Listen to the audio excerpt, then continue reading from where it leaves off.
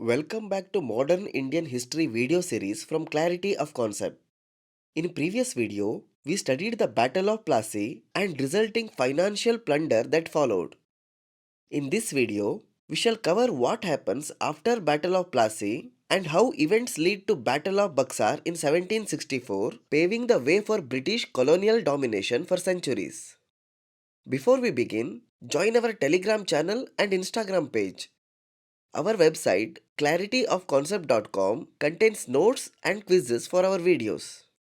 Follow our playlist to watch all videos in the series in an ordered manner.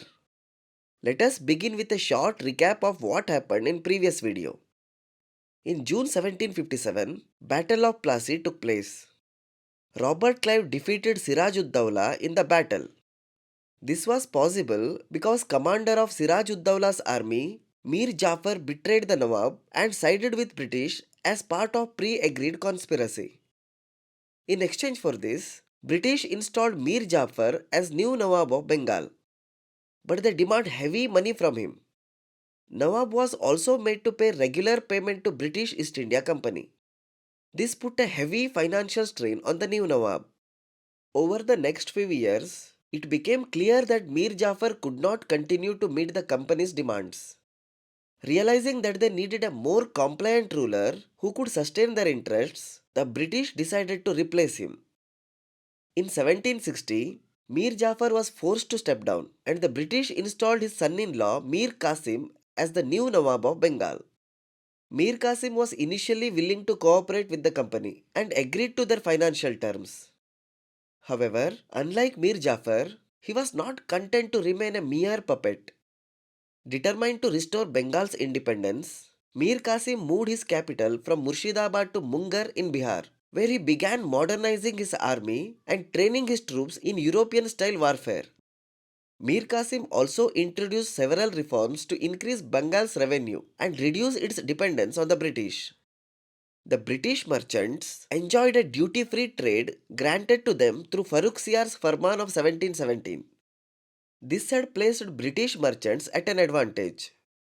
Indian merchants were at a huge disadvantage. Mir Qasim abolished internal trade duties, which allowed Indian merchants to trade on an equal footing with the British East India Company. This policy directly threatened the company's monopoly and profits, angering the British merchants who had grown used to their privileged status. Seeing Mir Qasim's growing independence, the British became increasingly frustrated. In 1763, they decided to remove him from power, reinstalling their good old friend Mir Jafar as the Nawab of Bengal. This constant interference and replacement of Nawabs by the British heightened tensions in the region. Mir Qasim, now deposed, was not willing to give up easily. He sought alliances with other Indian rulers who were also frustrated with the British. He joined forces with Shuja-ud-Daula, the Nawab of Awadh, and the Mughal Emperor Shah Alam II, who were both wary of the British expansion. Together, they formed a coalition to challenge the growing dominance of the East India Company. This alliance set the stage for the Battle of Buxar.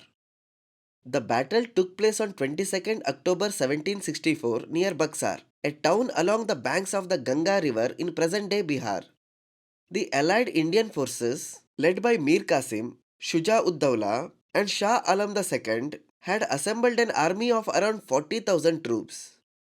The British East India Company's forces, led by Hector Munro, were significantly smaller, with about 7,000 soldiers, including 850 European soldiers and 6,000 Indian sepoys. Despite being heavily outnumbered, the British had a well-trained and disciplined force. Munro's troops were equipped with superior artillery and had the advantage of fighting in well-organized formations. On the other hand, the Allied forces, though larger in number, were less coordinated, with each leader trying to protect his own interests. The battle began early in the morning on 22nd October 1764. Munro positioned his troops strategically, using the terrain to his advantage. As the Indian forces advanced, the British opened fire with their artillery, causing significant casualties among the allies. Mir Qasim's troops, though initially enthusiastic, were unable to withstand the precise and relentless firepower of the British cannons. Shuja ud Daula, the Nawab of Awadh, had brought war elephants to the battlefield, hoping to break the British lines with a charge. However, as the battle progressed, the British artillery targeted the elephants, causing them to panic.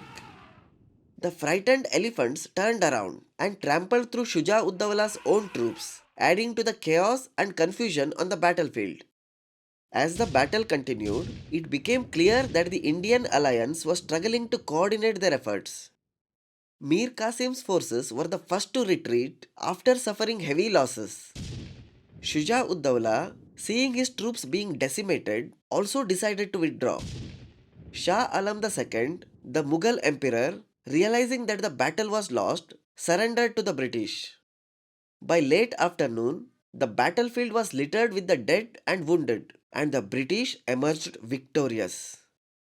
The Battle of Buxar was a decisive victory for the British East India Company. The combined Indian forces were defeated, and the aftermath of the battle had far reaching consequences.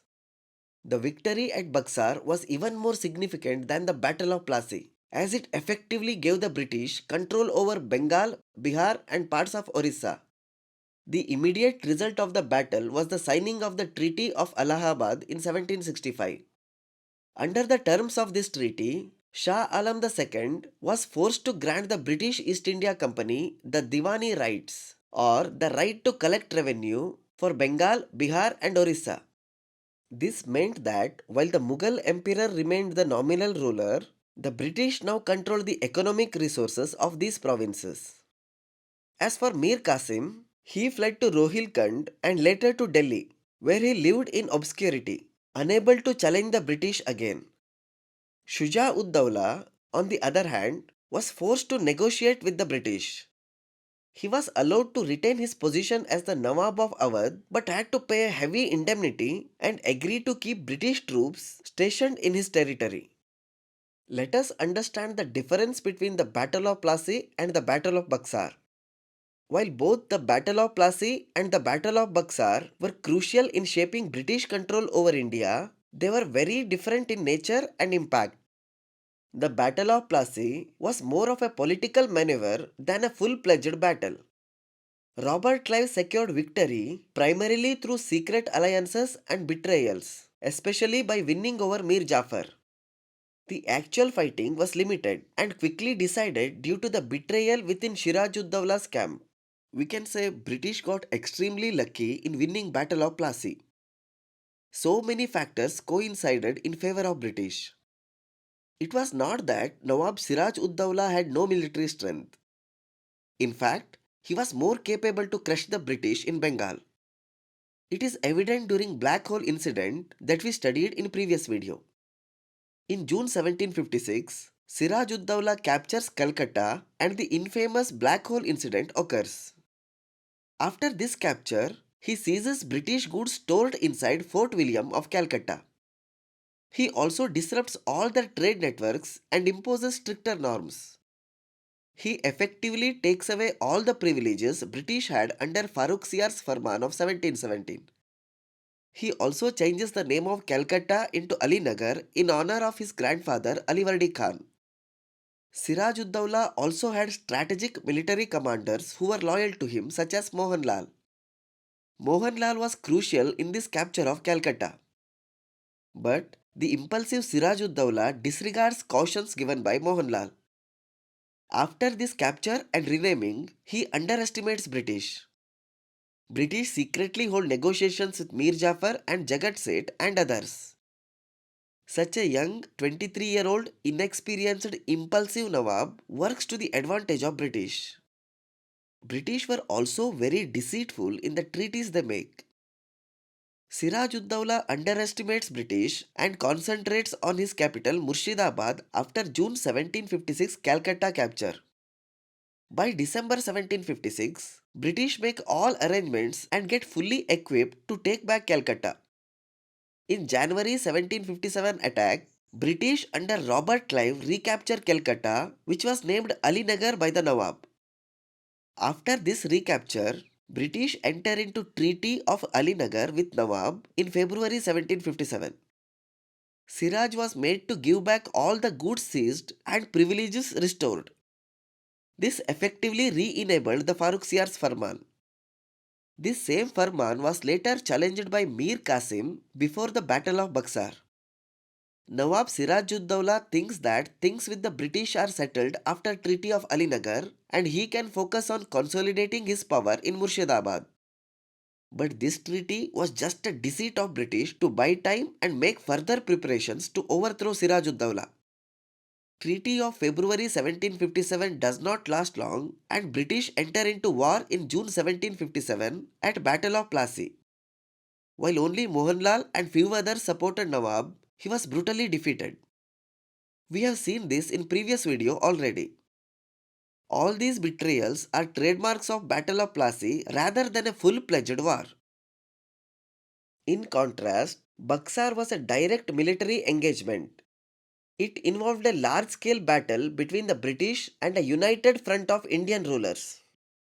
This time, the British relied on superior tactics and disciplined troops rather than internal conspiracies. Plassey was a smaller battle involving 3,000 British troops against Siraj's 50,000 soldiers, many of whom did not fight due to Mir Jafar's betrayal. Buxar, however, was a much larger conflict. The British, with 7,000 troops, faced an allied Indian force of around 40,000. Despite being outnumbered, the British won due to better organization and firepower.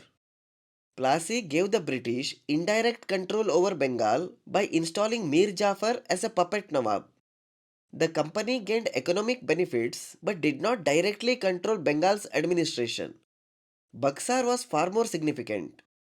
One of the most significant consequences was that the British no longer needed to rely on puppet Nawabs like Mir Jafar. With direct control over Bengal's finances, they could now operate independently without the need for intermediaries. The victory led to the Treaty of Allahabad in 1765, granting the British the Diwani Rights to collect taxes directly in Bengal, Bihar, and Orissa. By securing Diwani Rights, the British East India Company effectively became the de facto ruler of these provinces.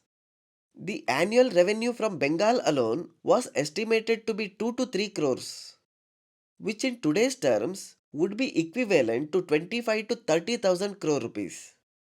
This steady flow of income gave the British the financial resources to expand their military and administrative reach across India. With the control of revenue came the responsibility of administration. The British realized that to sustain their power, they needed a stable system to collect taxes and manage the region. Robert Clive, who was appointed as the governor of Bengal after his victory, laid the groundwork for this new system. Clive decided to maintain the existing Mughal revenue structure but placed British officials in key positions to oversee the collection of taxes. This allowed the company to extract wealth while keeping local structures intact to avoid unnecessary resistance. This system, established by Robert Clive in Bengal, is known as the dual administration or dual government. However, Clive's administration was not free from corruption. Many company officials, enriched by the newfound wealth, began exploiting their positions to amass personal fortunes.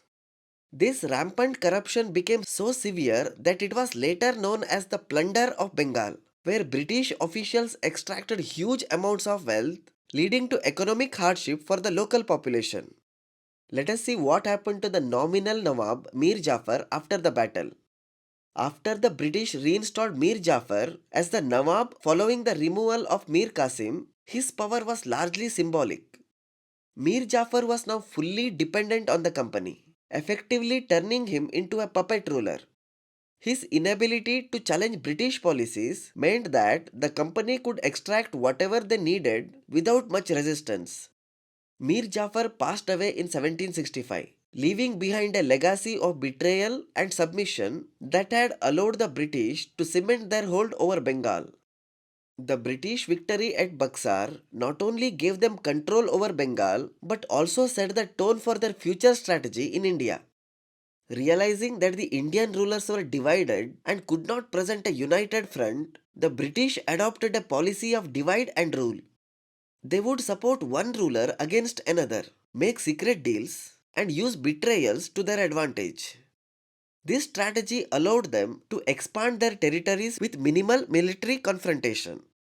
With the vast wealth of Bengal at their disposal, the British East India Company now had the financial strength to extend their control beyond the eastern provinces.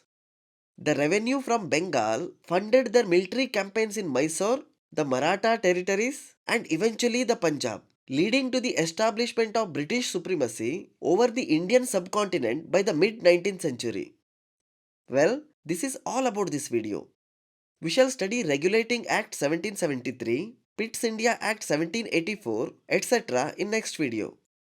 Follow our playlist to watch all videos in order. Join our Telegram channel and Instagram page. Subscribe to our channel Clarity of Concept.